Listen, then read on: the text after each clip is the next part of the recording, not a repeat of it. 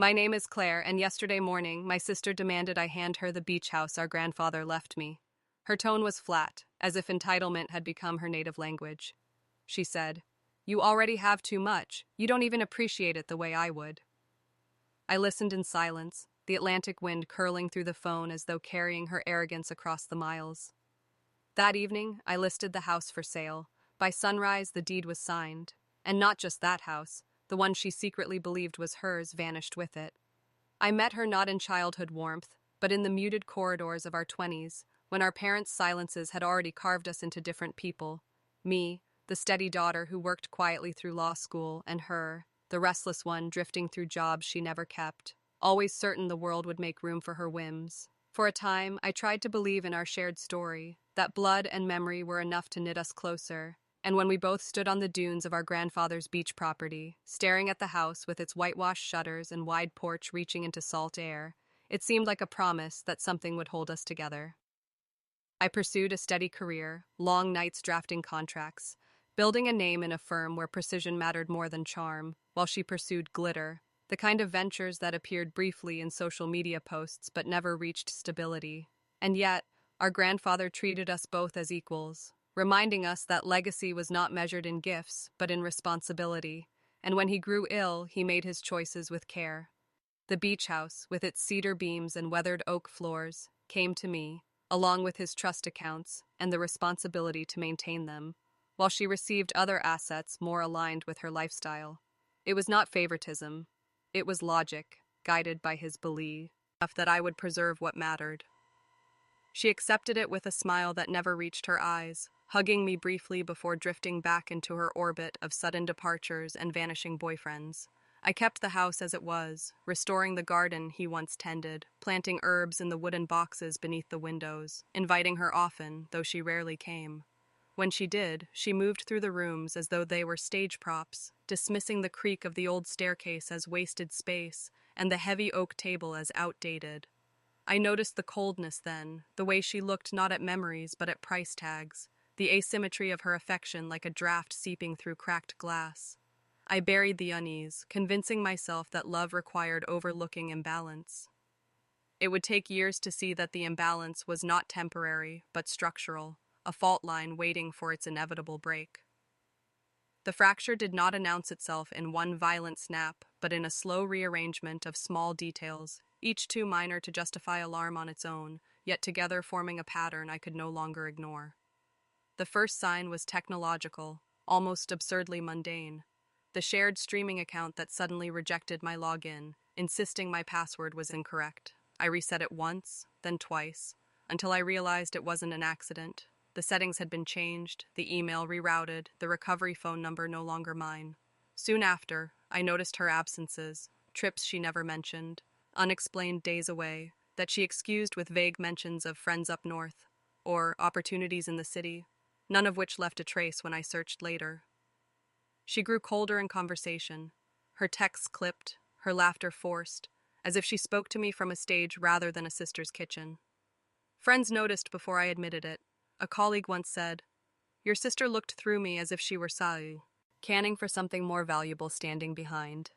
And though I laughed it off, I carried the comment home like a stone in my pocket. Even family friends who had known us since childhood whispered that she seemed distant, calculating, no longer speaking of the house with nostalgia but with appraisal. My own questions about money, small inquiries about why our joint caretaker account suddenly showed erratic withdrawals, were brushed aside with practiced ease.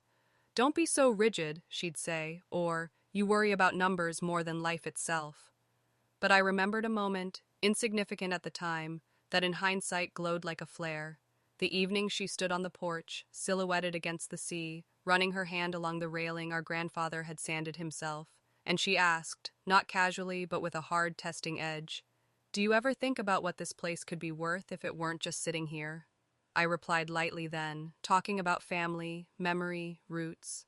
But her silence was not agreement, only calculation paused. It was the silences that unnerved me most.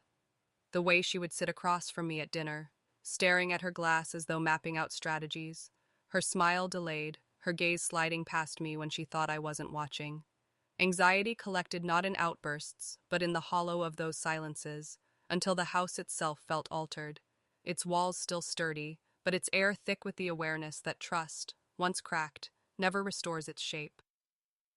The truth revealed itself not in confrontation, but in the sterile glow of a computer screen at midnight, when the house around me was silent enough to hear the faint hiss of the ocean beyond the windows. I had grown used to small inconsistencies, but curiosity pressed me deeper, and when I opened an old shared cloud folder, one I thought abandoned since our grandfather's illness, I found not memories but plans that did not include me. The folder was crowded with PDFs, scanned contracts, photographs of property deeds, even a preliminary LIA agreement drafted in her name, referring to a beach house not yet hers but already marked as collateral. Screenshots of joint accounts appeared, funds rerouted in digital trails she must have believed invisible, transfers disguised as repayments or loans, the kind of camouflage only convincing to someone who never thought I would verify. But I did. And in that moment, staring at her meticulous arrogance catalogued line by line, my emotion shifted, not to rage, but to an austere clarity. I whispered to myself, almost without sound. She assumed I was too trusting to verify. The words hardened into resolve. I did not accuse. I archived. Each file was downloaded, stored, mirrored, then backed again. Evidence was not to be brandished in fury, but preserved in silence, because silence was strategy. As I worked, I moved through the house as though seeing it for the first time, not as a sanctuary, but as a stage set for her illusions. The table our grandfather built by hand, now merely marketable oak in her eyes. The wide porch, not a place of memory, but a potential development site. The windows once fogged by our breath during winter storms, now reduced to costly replacements. The realization hit with a clean precision. Everything she touched here she translated into numbers, and every number led back to her ambition.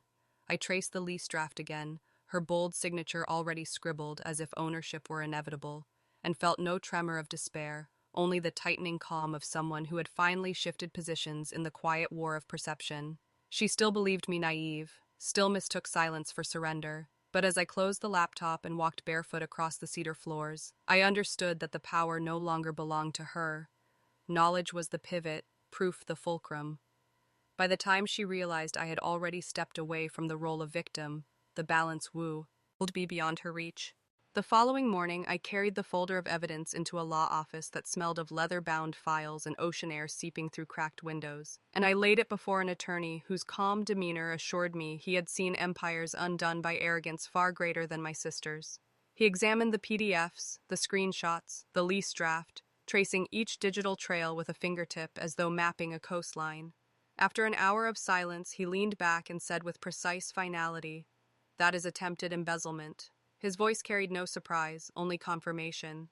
He explained what I had half suspected. Our grandfather had placed the inheritance under a protective trust, designed so that neither I nor anyone else could dissolve it recklessly, and therefore, as he clarified, "Your inheritance is under legal protection. She cannot legally access it." Relief was not the emotion that came to me. Relief was too fragile. What I felt was structure, the clean architecture of defense rising around me like steel beams. Together we set the silent machinery in motion, monitoring alerts on every account, IP logs configured to capture unauthorized entries, a detailed chain of custody for every file I had archived. Nothing dramatic, nothing visible. Each step was precise, a scalpel cutting through pretenses she still thought intact. My lawyer drafted notices that were never sent, only stored, ready to unfold like hidden weapons should she press further. We contacted a financial advisor who configured alerts so fine that a dollar shifted without my knowledge would ping my phone within seconds. Documentation multiplied quietly in encrypted drives, every date and time stamped, every access point cross-referenced. I found myself moving through the days with a stillness that felt almost detached, as though I were no longer reacting to her but orchestrating something she could not even perceive. She smiled when we met briefly for coffee, her eyes darting to her phone between sentences, no doubt believing her schemes were still unfolding. I gave her nothing but small talk, while in the background the net drew tighter around her. This was not theater, this was structural inevitability. I did not raise my voice, I did not accuse. I only signed forms, authorized logging, preserved files, and in silence became untouchable. By the time she realized resistance was futile, every path she might have taken was already traced, every word of hers already recorded, every move already preempted by law that would not bend to her charm. The real war had begun, and she did not even know she was already losing. When the confrontation finally came, it was not staged in a courtroom or a lawyer's office, but at the kitchen table of the beach house, the same oak surface where our grandfather once laid out nautical charts, its wood now carrying the tension of unspoken wars. She arrived unannounced, her voice already sharp with false confidence, as though she had rehearsed lines meant to unsettle me. "I know what you're doing," she said, dropping her bag on the chair with a thud. "You think you can hold on to something you don't even need, but this house, it was always meant for me." She watched me, expecting outrage, a counterattack, some burst of emotion she could twist into weakness. Instead, I simply folded my hands, the stillness deliberate, and answered evenly, "Is that what you believe?" My restraint unsettled her more than shouting ever could. She pushed harder, her tone rising as she accused me of selfishness, of rigidity, of hoarding assets that she, with her so-called vision, would put to better use. I did not correct her, did not defend, only asked short questions that forced her to elaborate until her words tangled into contradictions. "So you already see, Ned Elise?" I asked quietly, watching her pause just long enough for the flicker of panic to betray her. She recovered with bravado, claiming it was only exploratory, but her fingers drummed against the table, the rhythm of someone who feels the ground shifting. "You can't stop me," she insisted finally, her smile brittle. "I've already moved pieces into place." I sipped water before replying. Pieces moved without authority have a way of undoing themselves. The line was delivered without weight, almost casual, yet it struck her harder than any accusation. She leaned forward, demanding to know what I meant, her control unraveling in the sharpness of her tone, while I remained seated, my voice never rising, my face composed. Every second of her agitation deepened the imbalance. She thought she was attacking, but in reality she was revealing. I let silence stretch when she ran out of words, and in that silence she began to hear her own desperation. For the first time she seemed uncertain, her certainty corroded by the calm she could not penetrate. When she finally stood, muttering threats she no longer believed, the house itself seemed to reject her presence, the porch light flickering as if to mark her retreat. I did not follow her to the door. I did not need to. The noose had already tightened, woven not of rope but of restraint. The collapse did not arrive in one dramatic revelation, but in the steady accumulation of facts, each one sharp enough to cut away the lies she had spun, until even those she had enlisted to her side began to step back from the wreckage. Her lawyer was the first to sense it. I watched from the gallery during a preliminary hearing as he shuffled through binders, his expression flattening when confronted with the documents my team had archived. Time-stamped IP logs tracing logins from her apartment, transfers executed at hours she could not deny, screenshots showing money diverted from accounts she had no authority to touch. What had once been, dressed as repayments or joint expenses, dissolved under scrutiny into patterns of deliberate misappropriation. Her attorney paused long enough to glance toward her, a fleeting look that carried recognition of futility. He spoke less confidently after that, his once polished arguments reduced to hesitant acknowledgments of errors and misunderstandings that the judge rejected with clipped patience. The weight of evidence was relentless. When a longtime neighbor testified, an elderly man who had known our grandfather well, that he saw her repeatedly bringing strangers to the house and speaking as though it were already hers, her posture faltered, shoulders curling inward as if the courtroom lights exposed her more harshly than words could. She whispered furiously to her lawyer, and within a week she dismissed him altogether, parading in with a new representative whose bluster could not disguise desperation. But no change of voice could rewrite digital trails. The IP logs remained immutable, the bank records unbending, each entry a pin on a map tracing her attempts to build a kingdom on sand. Even friends who once vouched for her grew cautious, unwilling to tether themselves to a ship visibly sinking. One former confidant admitted, under oath, that she had boasted of outmaneuvering me, showing off draft contracts as trophies of her impending victory. With each disclosure, her composure thinned.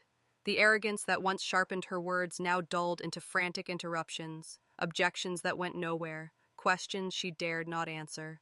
I sat quietly through it all, not triumphant, not gloating, only steady, because the facts were louder than any voice I could raise. She changed lawyers again, a third face seated beside her. But by then, even he seemed resigned, speaking less in defense than in negotiation for mitigation. It was public, undeniable, irreversible. The stage she had built collapsed plank by plank until she was left standing alone, the scaffolding of deceit scattered in plain sight, impossible to rebuild. In the end, it was not a verdict that broke her, but the inevitability of settlement, the quiet moment when her new lawyer leaned toward her and whispered what she already knew, that the case was lost before it had begun, that evidence could not be argued away. We met once more, not in a courtroom but in a neutral office overlooking the harbor, where the documents were prepared. Every diverted asset returned, her signatures binding her to a non-disclosure agreement that ensured she would never rewrite the story in her favor. She signed with shaking hands, her earlier bravado reduced to silence, the pen dragging across the paper as though each stroke carried the weight of her collapse. When it was done, she looked at me, expecting triumph or scorn, but I gave her neither. My voice was steady, almost gentle, as I said, "It was never about revenge, it was about truth." She flinched at the words, perhaps because they carried no hatred to deflect, only the clarity she had tried so long to avoid. I reminded her softly, "You took what was never yours to begin with." And then I stood, leaving the room before she could respond, because there was nothing left to say. The court hearing remained scheduled, a formality that would proceed on record, but its outcome was already decided, the judgment merely echoing the collapse that had already occurred. Walking away, I felt no victory in the conventional sense, only a calm completeness, as though a thread pulled taut for years had finally been cut. She was defeated, but spared, given the dignity of her own silence, while I carried forward with mine, not needing to broadcast what was already visible to all who had watched her unravel. Justice had been delivered not with noise or spectacle, but with the weight of undeniable fact, and in that restraint lay the true power of closure. When the papers were signed and the settlement complete, I returned once more to the beach house, not to dwell but to close the circle. I walked through each room deliberately, letting my hand rest on the cedar beams, the cool window panes, the oak table polished smooth by decades of use, and I understood that it no longer belonged to me in spirit. It had become a stage for betrayal, a vessel too heavy with memory to carry into the future. The next morning I finalized its sale, the ink drying as if erasing the last shadow of her claim. Yet the inheritance was never meant to be locked in walls or beams. It was a legacy of purpose, and I chose to honor it differently. With the proceeds, I established a scholarship in our grandfather's name, funding the education of those who carried the same hunger for stability he once instilled in us, children who might one day rebuild lives stronger than ours had been. Some portion went into a small community clinic near the harbor, a place where salt air still lingers, where healing might replace the wounds of scarcity. I did not announce it widely. I did not need applause. One evening, walking along the riverbank, I planted a young oak near the water's edge, its roots gripping the soil with a steadiness I envied. Later, I shared a quiet dinner with my mother, her eyes reflecting both relief and pride, though neither of us spoke of the battle just past. We spoke instead of recipes, of weather, of small ordinary things, because ordinariness was the truest luxury after months of fracture. As the night fell, I felt no need to recall my sister's words, no desire to reopen the wounds she had inflicted. What I had lost was temporary. What I built now would outlast her. He broke what I gave him freely. I build what no one can steal. And in silence I rebuild. That is where strength lives.